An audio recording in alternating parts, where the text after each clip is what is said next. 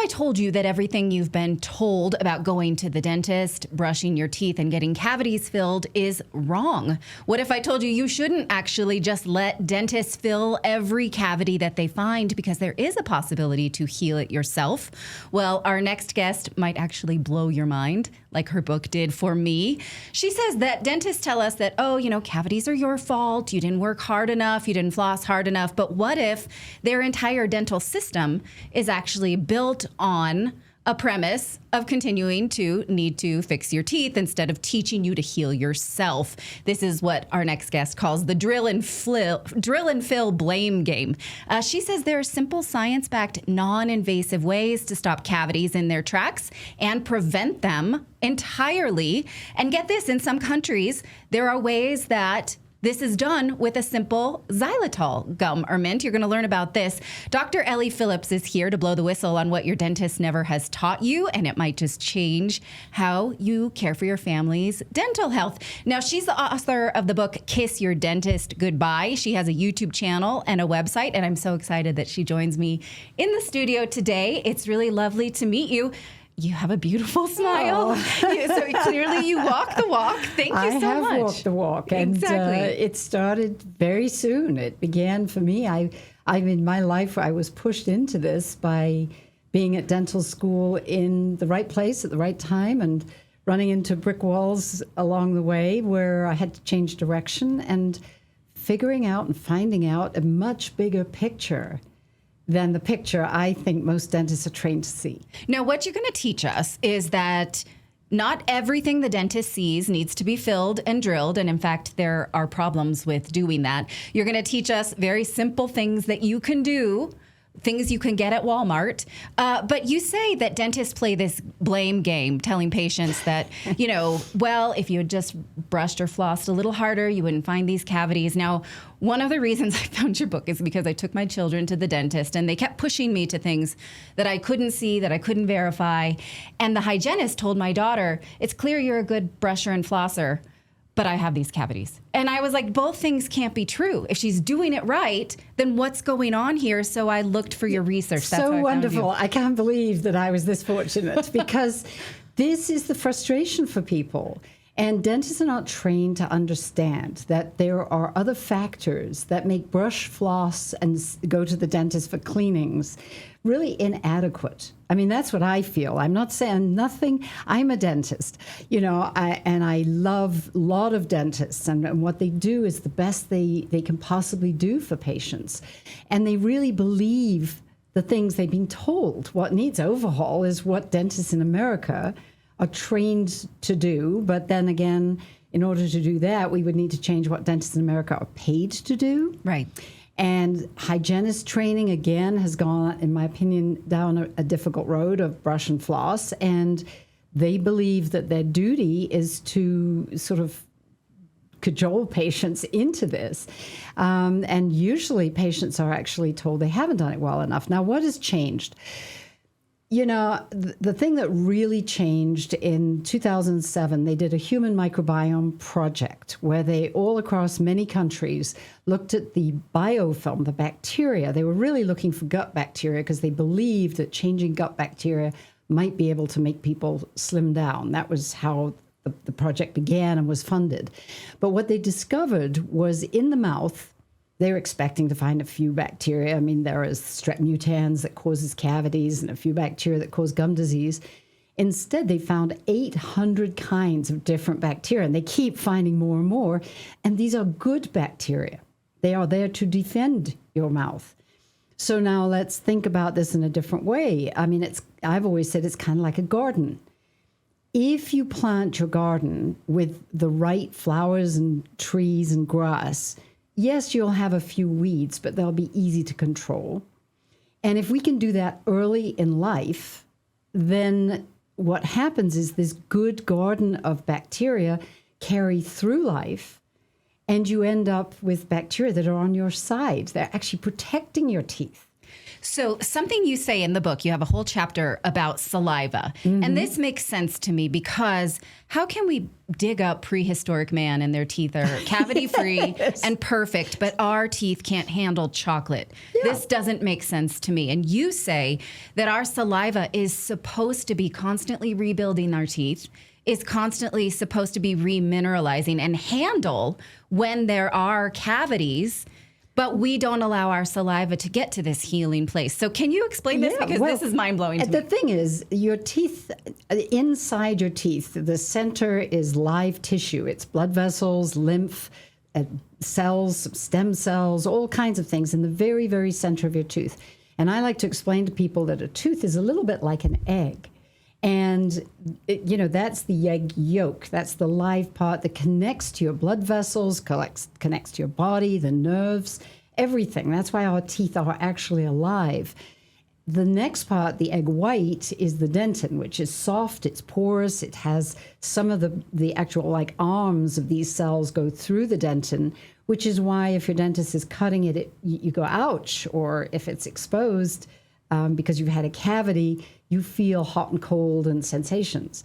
The protector is the shell, which is thin, just like an egg shell.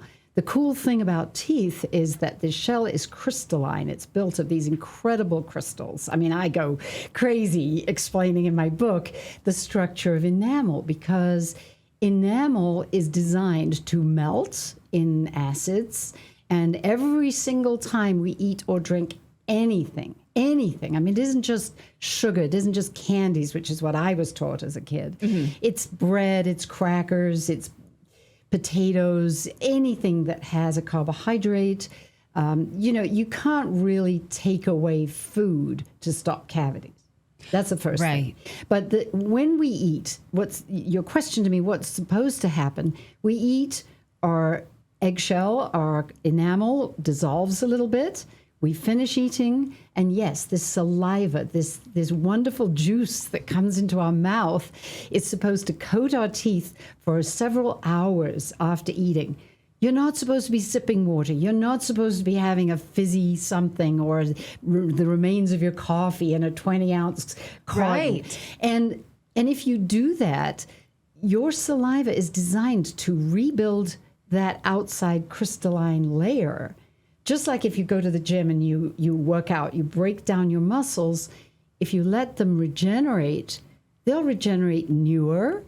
There'll be new muscle cells in the same way in your teeth. They're new crystals. They're harder. They're stronger. They're shinier. I mean, I have never whitened my teeth. I am the other side of my 70s now. I'm going 76 at this point. I haven't had a cleaning for decades. And I'm not saying don't have a cleaning, but if you know how to take care of your teeth, they automatically take care of themselves. I don't know if you guys have heard that Chagas disease is on the rise. Yeah, something else for us to have to worry about. There's a rare bug spreading a serious parasite. Most people don't even know they've been bitten by it. Now, Chagas disease spread by the kissing bug was long considered like a distant problem. We don't have to worry about that. But now cases have recently been detected in multiple U.S. states: California, Texas, Arizona, Louisiana, and Florida. Early signs show fever, you get a rash, you get fatigued, swollen lymph nodes. It might seem mild, and you're like, I don't need to worry about that. But yet, over time, this disease can bring severe heart damage, digestive dysfunction, even death. But not to fear, our friends at the Wellness Company, their Parasite Cleanse compound of ivermectin and menbenzidol is the solution. Now, ivermectin paralyzes and kills parasites. It disrupts their nervous system.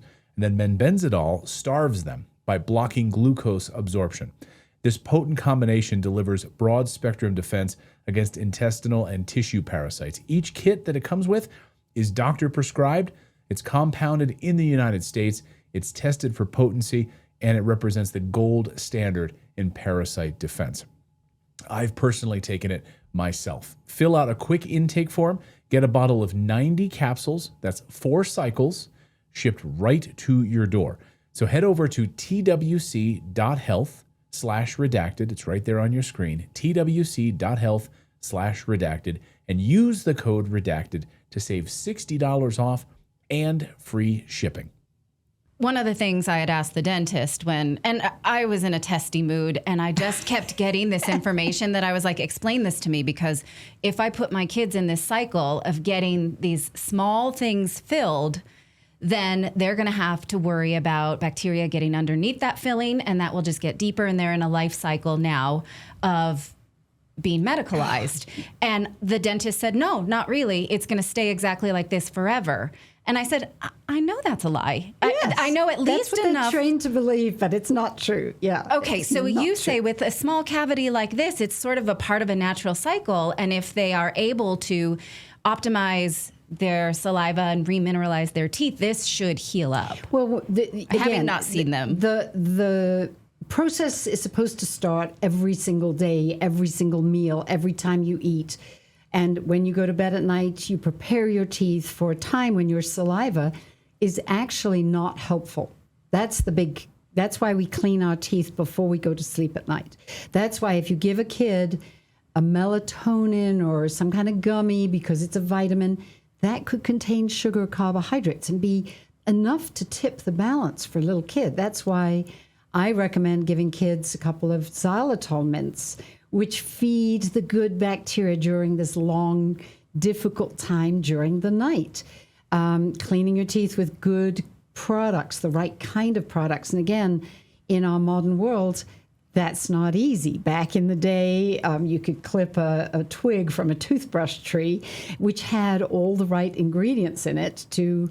if you read my book, I talk about miswak, which is what they use in the Middle East and Africa. It's literally a stick off a bush that contains a little bit of fluoride and a little bit of silica, and you can clean your teeth before you go to sleep with that. So teeth do need cleaning, but after meals, what they need is this adequate time to repair and remineralize. Now, suppose your kids hadn't been doing this. They liked sparkling water. They were at a summer camp drinking lemonade. It happens. What do you do when your dentist says, I see a small cavity? What you should do is say, let me have 3 to 6 months and add some of the things that I recommend. For example, rinsing with a dilute sodium fluoride mouth rinse. It actually gets in there and speeds this process. It doesn't really do anything except kind of compress any acidity-forming bacteria, these plaque-forming bacteria that might be in the mouth. So you get rid of them, so you reduce the acid danger, and you promote more chance for minerals to go back into teeth. And you tip the balance. It's all about just simply having enough mineralization more than demineralization, and do that for long enough, and these cavities will go away. I mean, they literally heal up and go away. That's amazing, because I think we're taught, you get one set. Once they've got holes in them, then you've got to have the dentist fill it for the rest of your life, and you're kind of screwed. No, or drilled. I beg you not to, because even sealants, let's talk about fillings. When you have a filling, a dentist will drill out this area of decay. I mean, they literally are drilling out an infection. That's why I say the products that I recommend tweak the balance, because they get rid of that infection very, very gently. They don't kill all the good bacteria in the mouth, which is our concern, because we want those 800 to take care of us. And people have a wrong concept these days of certain they're scared of certain things that might, yes. Listerine is one that's been in the crosshairs. I have used the products that I recommend now for 50 years. It all began with my mom, if you know the story, and then my patients and myself and my kids and my grandkids. And we test the good and the bad bacteria. And I have the widest diversity of good bacteria this guy had ever seen. Wow. And of the bacteria that actually form today, again, nitric oxide is more known. I wrote about it in 2018 in my other book, Mouth Care Comes Clean, to say that these bacteria, these good bacteria, are central to mouth health. So would I destroy them? No. All I want to get rid of are these very targeted bad guys, just a few of them, and then all the tools that I can offer you. And that is nutritionally. It's this mouth resting, critically important. Cleaning your teeth at times when you allow what you've just used to penetrate your teeth, to rest on your teeth. Don't get up in the morning, clean your teeth, and then have a coffee. Right. Have your coffee, have your breakfast, and then clean your teeth. And if you do this for, usually a cavity takes a couple of years to form to the point where the dentist can stick something in it and say, this needs filling. That kind of cavity would repair itself usually within 6 months in a healthy individual. Amazing. I do want to talk about fluoride because I read The Fluoride Deception and got really anxious about it. Yes, I read it too. This is a book everyone should read because it's the fluoride industry and how it's a byproduct of the atomic bomb. Well, I don't go down all those roads. Okay. I think there are, it was kind of interesting for me because I believed in fluoride. I was trained. And again, I want to put dates into this discussion because I think it's really important. In America, it was a young dentist in Colorado Springs. Do you know that? Oh, yes. Dr. McKay in the early 1900s, who recognized that these patients in the practice he went into had brown front teeth. All the teeth were stained and gnarly, and some of the molars. And he saw so much of this, they actually called it Colorado brown stain. And he was very concerned about it, and it was an era where the only way you connected with other dentists was at meetings or by letter. And he connected with dentists around the world and found that lots of people in India, for example, and there were many, many places, other places in America, where similar staining had been found on teeth. And so Dr. McKay did an interesting thing. He rerouted the water that was at that point coming from Pikes Peak, which incidentally has fluoride in the soil, so that you realize it's a ubiquitous, naturally occurring compound. And the problem was that too much of it was coming down in the water, and children under the age of 6, as you're born, your adult teeth start to form in the jaws. And they form until they erupt, which starts, as you know, as a mom, about 7 years old. You start getting these front teeth coming down as baby teeth are lost. And then the back teeth pop up. And then the whole thing, the baby teeth fall out and the new teeth come. So you don't see what was going on in the jaw until the adult teeth erupt. And the problem is that even the tiniest amount of fluoride kills or damages the very cells that create enamel in adult teeth. And this he just thought that was the problem. That's why he rerouted the water so that the children of Colorado Springs would drink non-fluoridated water, basically. That was his hunch. Sure enough, 10 years later, nobody had the brown stain. But the government got involved. And that's probably good because there were all these other places that probably needed their water rerouted or something. And they were looking to find a way to reduce the amount of fluoride in drinking water. And again, let's get the dates here because we're in the sort of 1940s at this point. And then they came to bauxite in Arkansas. And there was 15 times, because what the government official was doing was seeing if a little fluoride creates this amount of damage, more fluoride creates more brown stain. He could actually equate it. It was, the straight line graph. Yeah. And what he found in bauxite was there was 15 times more than the highest levels he'd ever seen. It was like out of control. Why was this? Well, it was around the Aluminum Company of America. Yes. It was almost pre-war time. Think about it. They needed the aluminum for planes and fire trucks needed aluminum for lightweight ladders. There was so much that aluminum was helping the country forward. Yet their waste product, which was fluoride, had previously had a use. They had used it as a pesticide until more powerful pesticides came along. So it's not that fluoride was a horrible pesticide. It was what they thought was the best available. But you get the story that fluoride is a toxic pesticide. Well, fluoride is a waste product of aluminum manufacture. It is also in the soil naturally in Pikes Peak. Right. So the story has two sides to this. Yes. And, was it a pesticide? Well, it was used as a pesticide as a waste product out of the aluminum company. I'm not recommending we consume that. Yes, you say you filter it out of your water. And yet what happened was, obviously the government saw, they partnered with the Aluminum Company of America, basically, and Yes. they did it under the covers of the Carnegie Mellon Institute and some of the attorneys and engineers. And they tortured people in those towns who said, this is making me sick, the byproduct of the factory. Right. And all these kids had 15 times more. What was that doing to these kids? I mean, it's a tragic, terrible story. The problem is that I think at the end of the story, the government official had seen one thing good about fluoride, that all these teeth, no matter how gnarly, or even if they just had a little bit of this discoloration, which was white mottling, were resistant to tooth decay. So he must have had in his mind, wow, look, because the whole government project was to take fluoride out of the water. Uh-huh. And then all of a sudden, on a dime in 1945, it turned around. I mean, really, 180 to say, we need to cure the deficiencies in the water that doesn't have enough fluoride in it. And so no wonder people were upset. No wonder the people watching this story were, with placards and distrustful and who is getting paid what. The government official became nominated the first director of the Dental Research Institute. I mean, there's lots of questions and things that are really uncomfortable. Now, where's my position?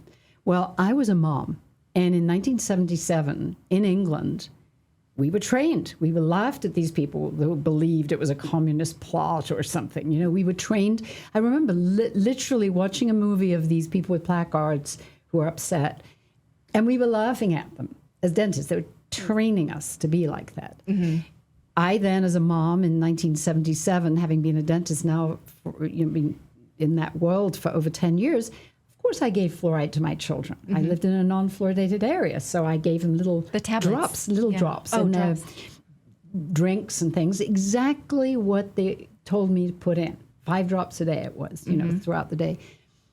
So I knew nothing. My kids grew up. I moved to America. I was a student at the University of Rochester, re-licensing to get my American license in the pediatric department. And that was the time that my 7-year-old oldest daughter erupted her first front teeth. Brown, mottled, brown, awful. And I was like, what happened? I had no idea. Nobody had ever warned me about this. And I went to the library, this is before the internet, and I wasn't just a mom stuck with this problem asking somebody. I went to the minor library, which was the biggest medical library in the country at the time, pulled out every book. I mean, it was an angry mother. Yes. And one kid after the other had the same fluorosis. This damage caused from 0 to 6. By me putting those drops in their drinking water. So I was furious, I was upset, but I had been a dentist for 10 years promoting, rinses and toothpaste and seeing the benefits. Right.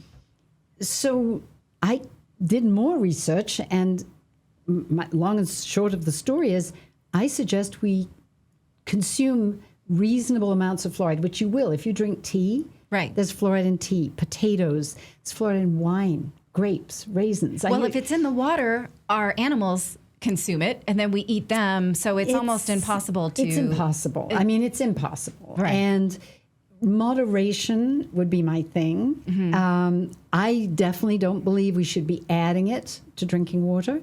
Right. I mean, where I live in Austin, it has 0.04% fluoride in the drinking water naturally. And they come and they add more. Yeah, that's wild. It's ridiculous. And I believe, I don't have proof, but there is definitely motivation for the local chapters to make sure, of the Dental Association local chapters, to make sure that their communities are fluoridated. Mm-hmm. And there's a really big push right now that we are on the cusp of redeciding this. And listen, you can, in Switzerland, they put fluoride into salt. So you can choose, just like we put iodine in salt. Right. It can go into salt. So you can choose if you want to use the the Morton's fluoridated salts. Wow. You can put that in. In South America and Switzerland and many parts of Europe, they put it in milk. So you can choose to buy fluoridated milk if you want to.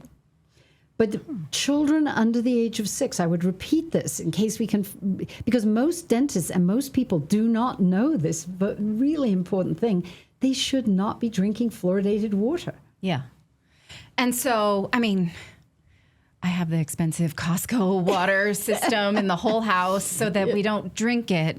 And so when I read your book and my husband picked up the toothpaste that I got and he said, this has fluoride in it. And I said, I know, but I have to retrain the way I think about this because there is data that it can prevent decay, but I don't want to drink it. So I have to, and there is a lot of data that once you start losing your teeth, you're at risk for all manner of contraindicated things, Alzheimer's, all kinds of things, right? And that makes me even more anxious. Well, and if you're putting it on your teeth and spitting it out, you are not ingesting it. People worry, is it absorbed through the skin? Well, it was interesting because one of the other things that I believe fluoride might do is affect your thyroid. My oldest daughter not only had these brown front teeth, but she had a thyroid deficiency, really bad, called Hashimoto's. Where and I worked in Austin with a Hashimoto's clinic, explaining to them if your teeth are healthier, your whole body will be healthier. Because they were also an Alzheimer's clinic. They did various other things, and they were working on this. It was at the time brand new concept of lifestyle affecting these long-term chronic diseases. And they were concerned if the Hashimoto's patients were going to absorb the fluoride that I was recommending. So we did blood work studies, and they had absolutely no indication at all that the fluoride used topically, if you're using it in your mouth as a toothpaste and a mouth rinse, gets absorbed. In fact, they saw so much improvement in the general overall health of their patients. I mean, we've measured...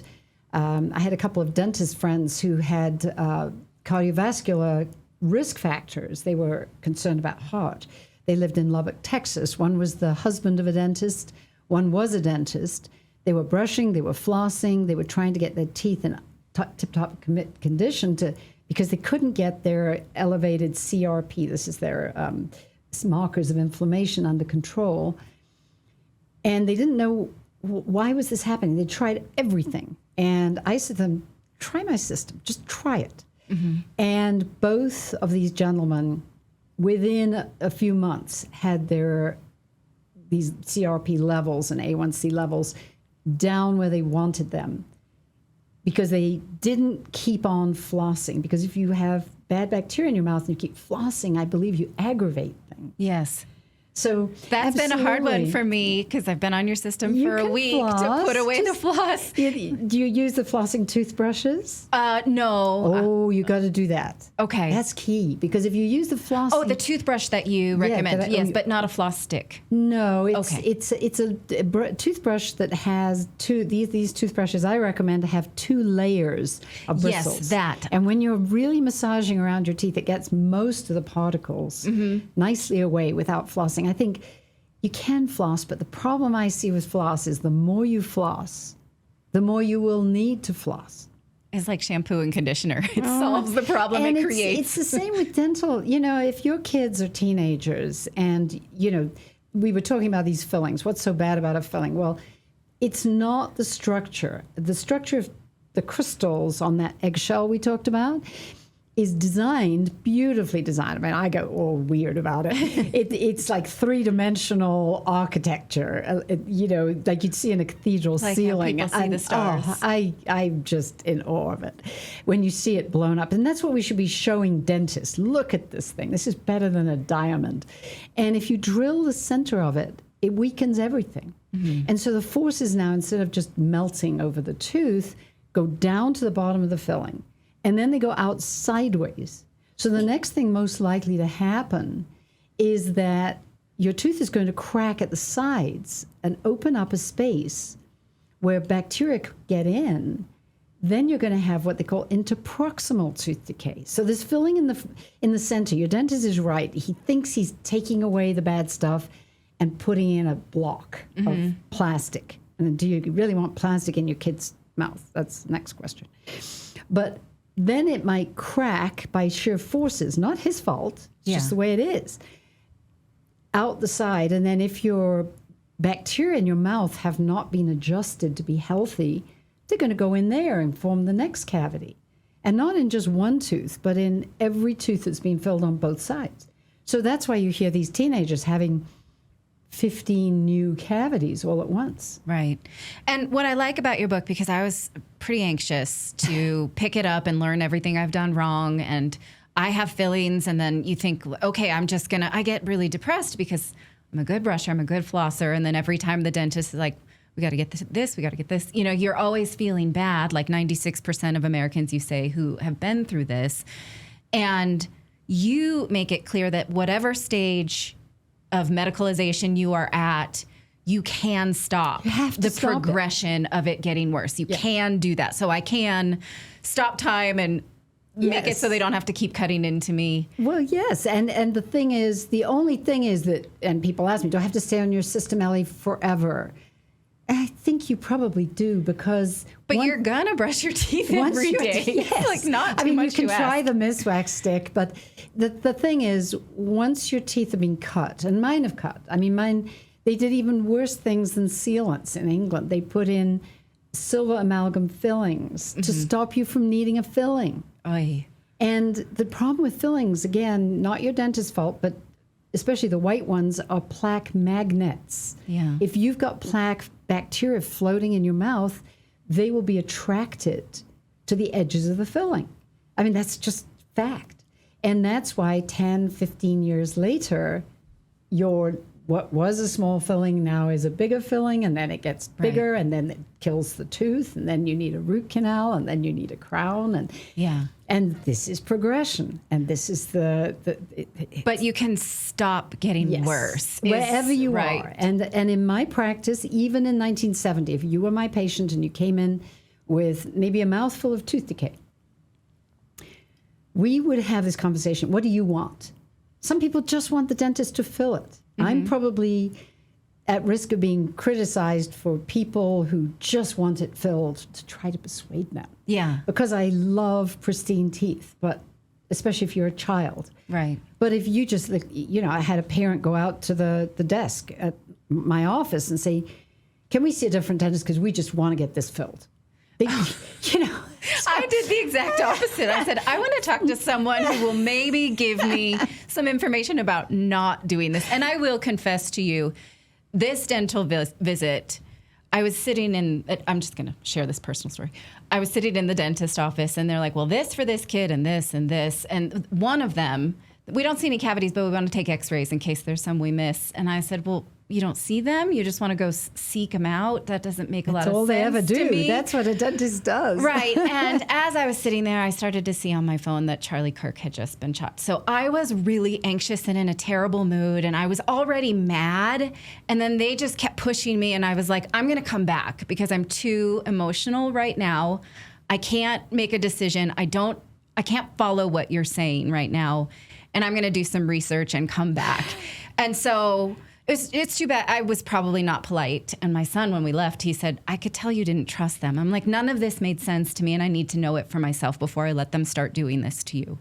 And so I probably won't go back there because I was not friendly. Well, it's a two-way street, and it's not. I mean, I spoke yesterday, and he'll remain nameless, but to somebody who is probably one of the most delightful, charming, kind, wonderful, knowledgeable, forward-thinking dentist that in my world, one of them. He still, at the end, I said something to him about, do you give your kids xylitol? And he was like, well, they don't really chew gum. So he obviously has a very limited knowledge of xylitol. He thinks it's gum. His kids don't chew gum, so no, they don't really do xylitol. Well, let's talk about xylitol, because you say that it's been gate-kept for decades, that this is something that dentists have known for decades, that is this sort of magical, better than brushing after every meal.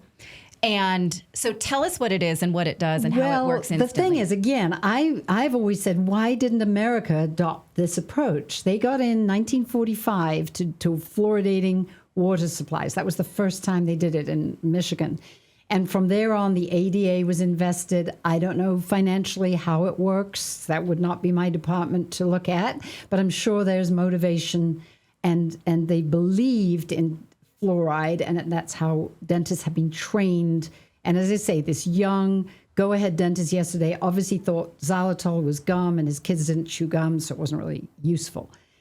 Instead, he was using a very high fluoride concentration toothpaste, which is what I wouldn't recommend because it can kill the good bacteria in the mouth. So dentists are not being taught about bacteria. Mm-hmm. Now, it's time, because in 2015, we knew there were these good bacteria. So I draw the line there. I will give them all the credit before that of thinking they had the answer in fluoride. Right. From 1945 to 2015, it didn't work. 97% of American adults are suffering, and it gets worse. In many countries, you only got to do the best oral health in the world, and you'll pull up Denmark, for example. 1/4 of a cavity per person in Denmark. Wow. I mean, what would American dentistry do?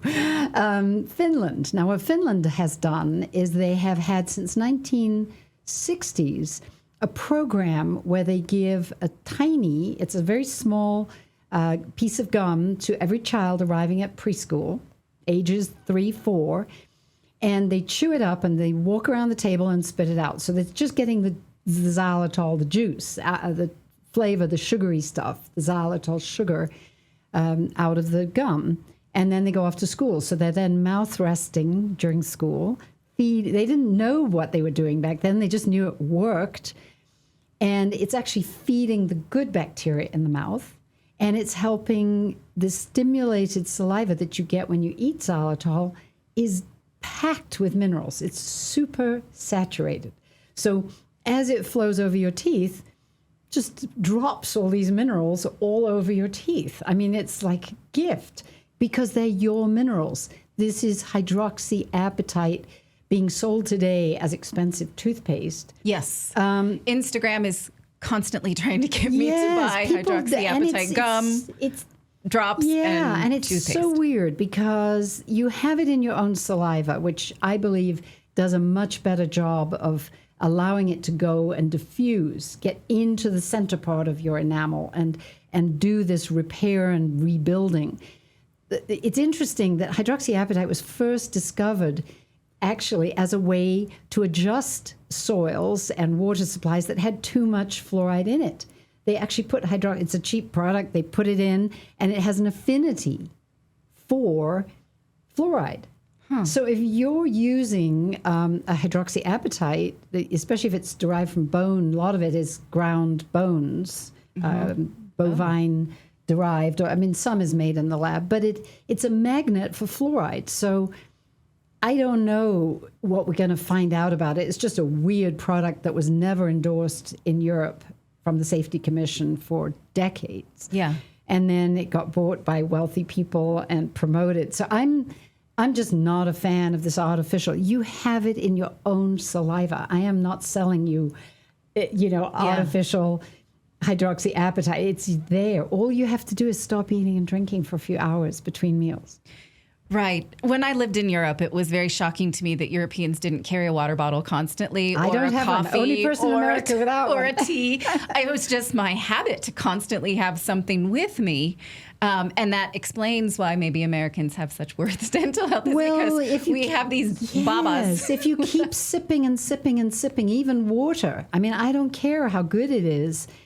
Well, fizzy water, any of the sparkling water is going to be acidic. The carbonation makes it carbonic acid. Sodas, diet. I mean, when I came to America, hygienists were recommending that you could drink diet soda at night because there was no sugar in it. Oh, for goodness sake. See, and my first book, the first iteration of this book I have, Kiss Your Dentist Goodbye, was simply to tell people acidity in any form is a problem. Mm-hmm. And that brings me to this other big, huge thing, that women's teeth are different from men's. So your kids, we can explore why they had cavities. Did they tend to sip fizzy water? I mean, sparkling water is really attractive these days, and if it's got citrus in it, and or did they have something last thing at night? You cannot drink anything at night. then get away with it. I used to think you could have water and then a mint, a xylitol mint. But I say no. If you're thirsty, keep some xylitol mints at hand. And don't drink during the night. Drink more in the morning. You won't die of thirst overnight. One night you won't wake up, Right. So, and it is actually helpful, I think, also for sugar, insulin. There's more benefit to this for your health. Yes. I'm not out of step, really. Drink. I'm not telling you not to drink, but drink more, less often. Give your body more resting time. In Switzerland, again, I apprenticed to a Swiss dentist who was very holistic. And the whole thing was to eat and drink, and particularly drink, soon after you eliminate it. So if you go pee, you would then, within 15 minutes, replenish that amount of liquid. So your body is going through these waves. I mean, in America, it's like a never-ending cascade of liquids coming in. And the body doesn't do as good a job, was his belief, of detoxifying itself. Right. So try it is what I would say to everybody, including women who have Sjogren's and dry mouth and going through menopause. You think you have to drink all the time. I've worked with a lot of Sjogren's patients, and they were hesitant to trust me. I had to work quite hard with some of them. Just like the anti-fluoride people, I had to work hard to persuade them, try it. Just try the difference. Just do it for a month and see. Yeah. And the Sjogren's patients say that their own saliva sort of happens. There is a salivary gland at the back of our nose that, especially for people with dry mouth, you can utilize with the xylitol nasal spray. Oh. You see, xylitol makes saliva flow, and if you use a xylitol nasal spray, it'll make the liquid. There's a salivary gland right at the back of your nose, like in the back of your sinuses and on the top of your, I can't really point to it, up the back of your palate. And if you have a dry mouth, you could just mist your nose with xylitol, kind of sniff it up, and you might well find that this moisturizes your mouth. So you don't, if you're in a position that you can't really keep your mouth moist, you're talking all the time. You know, that's another risk factor for drying your mouth and putting it at more risk. Right. And you talk about the hormonal differences, and obviously women, I've always had kind of swollen gums in the back while, my hormones fluctuate throughout the month, and I've been on your system and it did not happen this month. Well, and you have a life of talking again. Right. Yeah. I would advocate you try, even if you don't feel you've got a sinus or nasal problem, you live in a dry climate, or I mist my nose before I go to bed at night. I would mist it again maybe in the morning. I did, this morning I did, because I'm going to be talking more. I'm hoping to do the audio book of my book very soon. So Fantastic. That's a lot of talking. It's going to put my teeth in a different position. So there's that. And women during pregnancy, your mouth is acidic, really acidic for 9 months. Right. And if your male dentist thinks that xylitol, it's gum, or thinks you need to brush and floss more, you're going to end up with cavities. Because you need the help of your own mouth becoming alkaline as you put the xylitol in your mouth. It gives you that opportunity to mineralize your teeth. So I would say to somebody to do that every five hours. 4 hours, several times during the day, and maybe last thing at night. Right. And they did a study in Malawi with pregnant women. Really interesting one. I don't know if you read that. I did. They gave them early miscarriage. Yes, Right. there was a big risk factor in Malawi. And they did thousands of women. They actually got their xylitol gum delayed, so they couldn't do the usual dose would be to have 3 or 4 grams a day, 4 pieces of gum. All they could give these women were 2. The best time to have it is after lunch. If you can only have 2 pieces of gum, the best time is after lunch, because your own saliva has a circadian rhythm, and its most minerals will come into your mouth after lunch. Interesting. So have your piece of xylitol right after lunch, and then mouth rest, which is what these women did. And then they also took their second piece of gum last thing at night, and they had a 25% reduction in preterm birth. Do you wild. recommend the xylitol as well as the brushing at night? Yeah, I would say to brush your teeth always last thing at night, and then either just go to bed and go to sleep. If you feel your mouth is dry, have some xylitol. Okay. And if you're pregnant and you're at risk for preterm birth, this was definitely a study that showed having some xylitol right before sleeping appeared beneficial to help you. And I talked at length with the Dr. Agard, who from Houston, from Baylor, who did this. Now, she's an OBGYN doctor. And the other doctor that did it, Dr. Valentine, he's in Seattle. He's also an OBGYN. This was not dentists doing it. Right.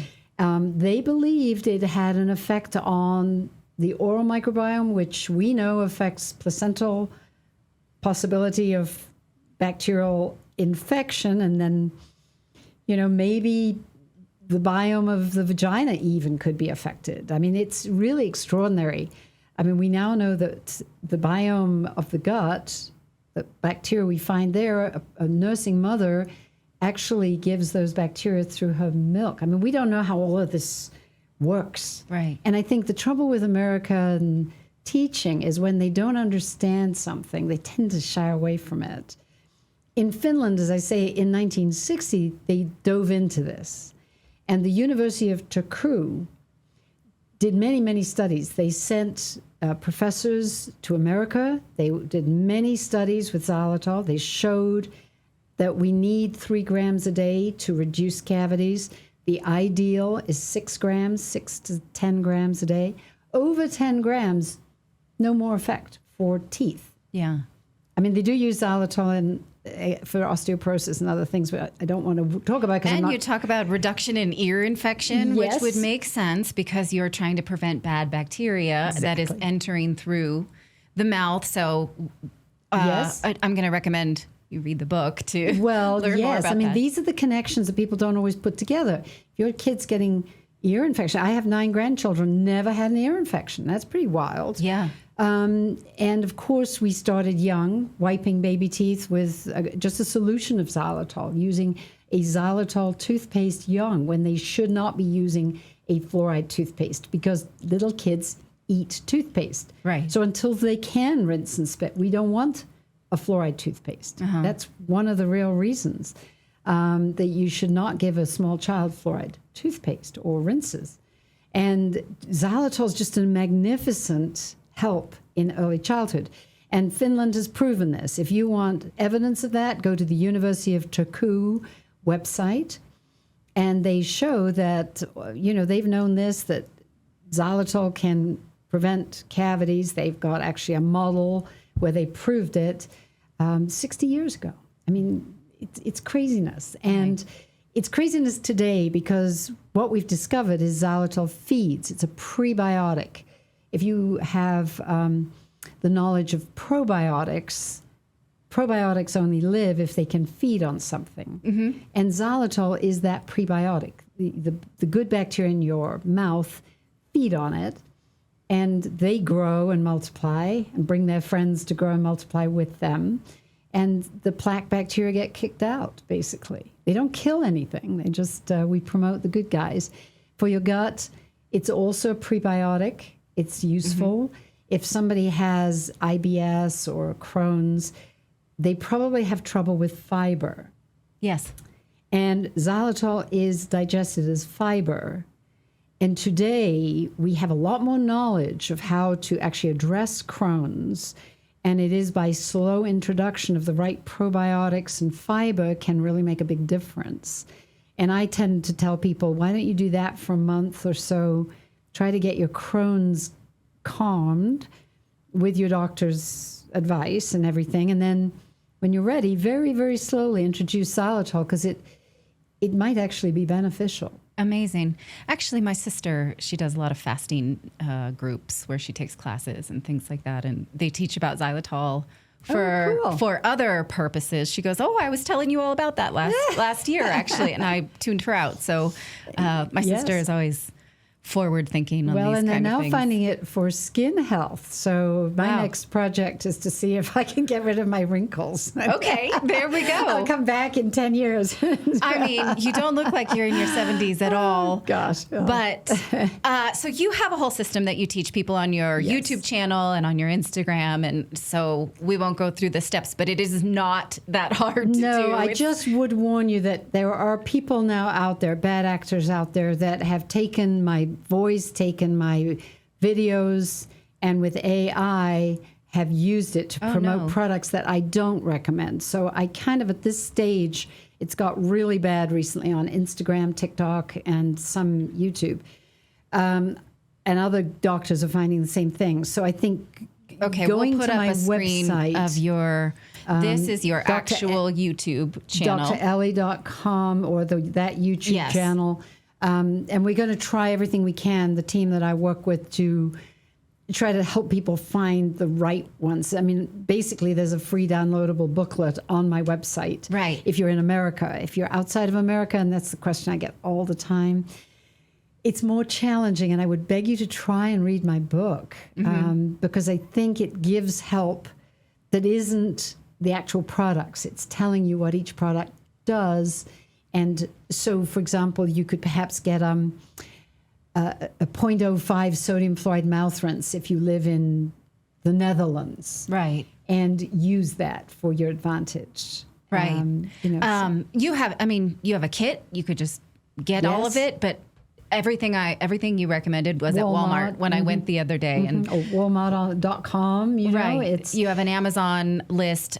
So, you know, and my children, okay, mommy read this book. I don't want to do the fillings right now. Let's do this. And so, you know, showed up with a counter full of stuff because there's Yes. 5 sinks Yes. in my house. And so they did like, okay, what's she making us do? But they're excited about it because they don't want to be in a lifestyle of constant drilling in their mouth. Yes. So And they're cool with it. Right well, now. and the first rinse tastes of nothing. Yeah. And you think it's doing nothing. It's chlorine dioxide, and that reacts with your saliva to help for gum disease and deep cavities. So it's going in to oxidize, to turn to oxygen, and make it very uncomfortable for the most aggressive bacteria. So if you've got a cavity that's active, you need that just to stop it. So that you need a minute of that. That's basically your 1 minute with this liquid that tastes almost like water Yes, in your mouth. Then you spit that out and you do the brushing. I recommend more active, vigorous gum massage kind of brushing to get some stimulation of, because there is lymph drainage, there is circulation, there's things your dentist may never have spoken about. Right. And you do this, you'll get all this activity in your gums, stimulation of, blood supply into your teeth. And lymph can actually help the egg white part of your tooth push and react to bacteria, to stop them going deeper. I mean, these are amazing things that we don't always think about. Right. And I don't get into it too much because it sounds like science fiction, but your own tooth has a lot of ways it can help itself if we help our mouth, our bodies to heal itself. Well, I'm on board, and I want to recommend that you watch her videos. She's got a 1-hour video about exactly how you use the mints, use these products, and read the book and follow her online because I'm so glad to have found you. Again, we're early in the process, but I really want to give my children the chance to be in charge of their dental health instead of putting that power in the hands of a dentist, and then they're constantly in this life cycle. I am this has been my life. It's been worth it. This is what I have done for myself. As I say, with my kids, I stopped in our tracks where we were. Again, one last thing I'd like to add, since we may have an audience here that is into this. Everyone else has turned it off by now and decided that I make no sense. But anyone who's going to read the book, extractions and orthodontic work. There's such a push to get you started at the age of 9 or 10 at a stage where your teeth we used to call it the ugly duckling stage. Teeth look terrible. They come down looking so weird. They're sort of slaying out sideways and things in the front sticking and baby teeth behind that haven't come out. And I constantly have my children saying, Grandma Zelly, is this okay? You know? Yeah. And I every single time have said, wait. My belief now from wisdom teeth, wait. My youngest daughter had the classic 17-year-old teeth crashing into the tooth in front. Yeah. I decided she was the only one who still had wisdom teeth. I had mine taken out. All my other kids had them taken out. Let me see what happens. Let me try this, because I can't try it on anybody else. Right. Yeah. And lo and behold, she erupted them at about 30, late 20s. Were a little bit uncomfortable. She had to make sure she was brushing really well, and a little bit of discomfort for a weekend, I think she had, and just do the system extra time during the day. And now she has all her 4 wisdom teeth, and the end product of that is that your jaws grow to accommodate them. Right. And your air space, which is between these, all the parameters of your upper jaw, it's kind of like the floor plan of your sinus space, increases. Think about it, as your jaw lengthens and heightens. I believe a lot of the COPD and the breathing and the sleep apnea we have today, I would love to have a questionnaire. Did you have your wisdom teeth out early? Smart. Yeah. Maybe we should be keeping them Right. for longer. I wish I hadn't had mine out. I would be happy to be an experiment. Exactly right. Exactly right. Well, I want to thank you for all of this amazing efforts that you've done to bring us this information and the most recent science, and, how we can be in charge of our oral health and all the ways that is important for our overall health. So my guest today, again, has been Dr. Ellie Phillips. Please look her up online, read the book, and let us know what you think. Thank you again for your time. Oh, it's been a pleasure.